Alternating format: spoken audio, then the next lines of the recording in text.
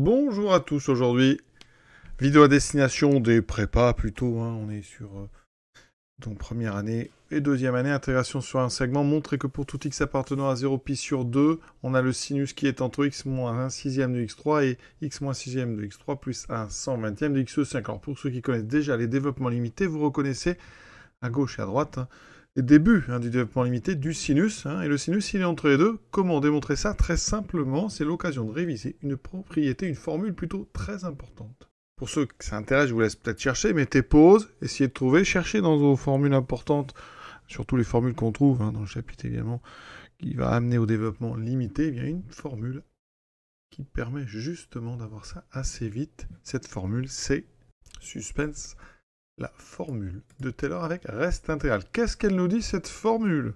Eh bien, elle nous dit que si on prend une fonction définie sur un intervalle AB de classe Cn plus 1 sur cet intervalle, eh bien, pour tout x dans l'intervalle AB, f de x peut s'écrire comme f de a plus x moins a sur 1 factoriel f' de a plus donc x moins a puissance n sur n factoriel dérivé n de f en a, plus justement ce fameux reste intégral, l'intégrale de a à x de x moins t puissance n sur n factoriel, f, donc n plus 1, donc la dérivée n plus unième de f présentée dt.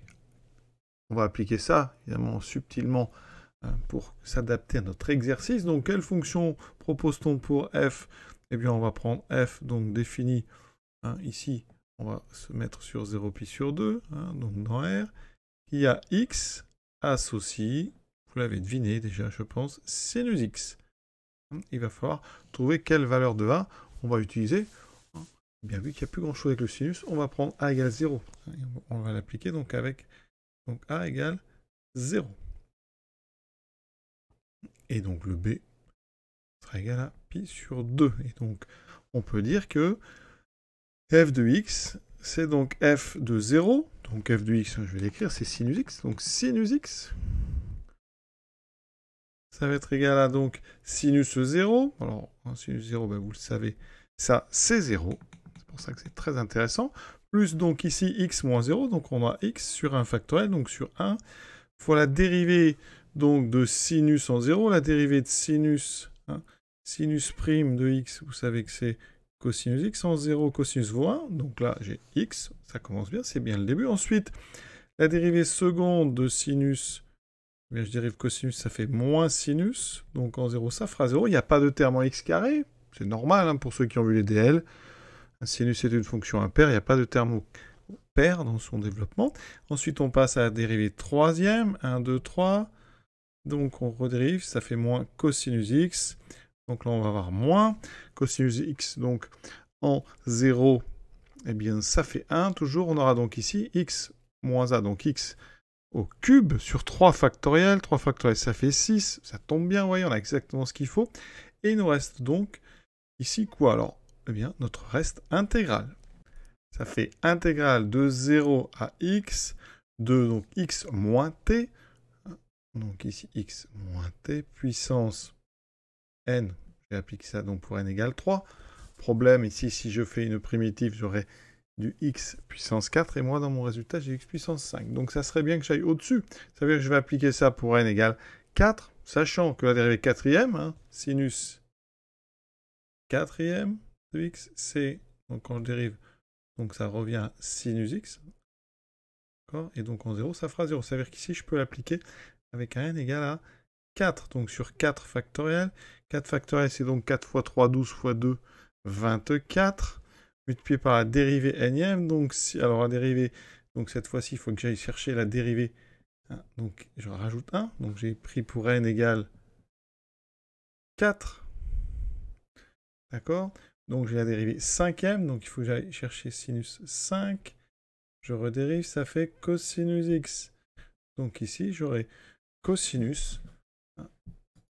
Donc la dérivée n-ième de cosinus, donc dérivée 5e, ça fera, pardon, de sinus, ça fera cosinus x. Alors, pardon, je l'applique en t, cosinus t dt. Maintenant, on va encadrer cette intégrale. On commence par notre cosinus, on est sur 0 puis sur, donc le cosinus est entre 0 et 1. Ça, c'est important, on est dans le cadran supérieur droit. Ensuite, x moins t puissance 4, c'est positif. Donc si je multiplie par x moins t puissance 4 sur 24, cos t. J'aurai donc à gauche 0 et à droite x moins t, donc puissance 4 sur 24. Maintenant, je vais intégrer entre 0 et x. Sur le segment 0x, on peut intégrer, ça va conserver l'ordre de notre inégalité. Or, vous avez une primitive assez simple. Ici, on a x moins t en primitive par rapport à t, donc j'ai un moins qui sort. J'ai donc moins x moins t puissance 5 sur ici 120, 5 fois 24, pris entre 0 et x.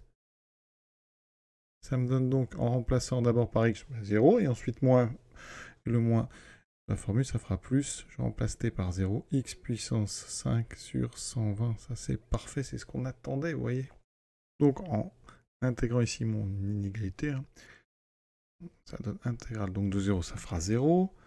Inférieur ou égal à l'intégrale de 0 à x de x moins t exposant 4 sur 24 cos t dt inférieur ou égal à x5 sur 120. Toujours sur notre intervalle 0 pi sur 2.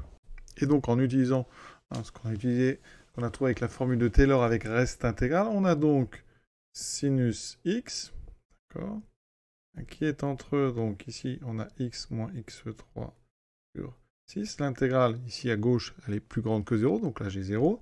Et à droite, j'ai x moins x cube sur 6, plus ici, on a majoré par x5 sur 120.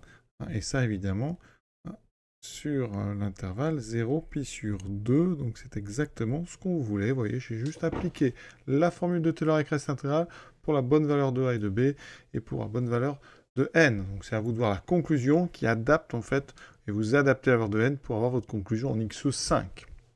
Et ce petit exercice est terminé. Un bon rappel en fait sur la formule de Taylor avec reste intégral. À très bientôt.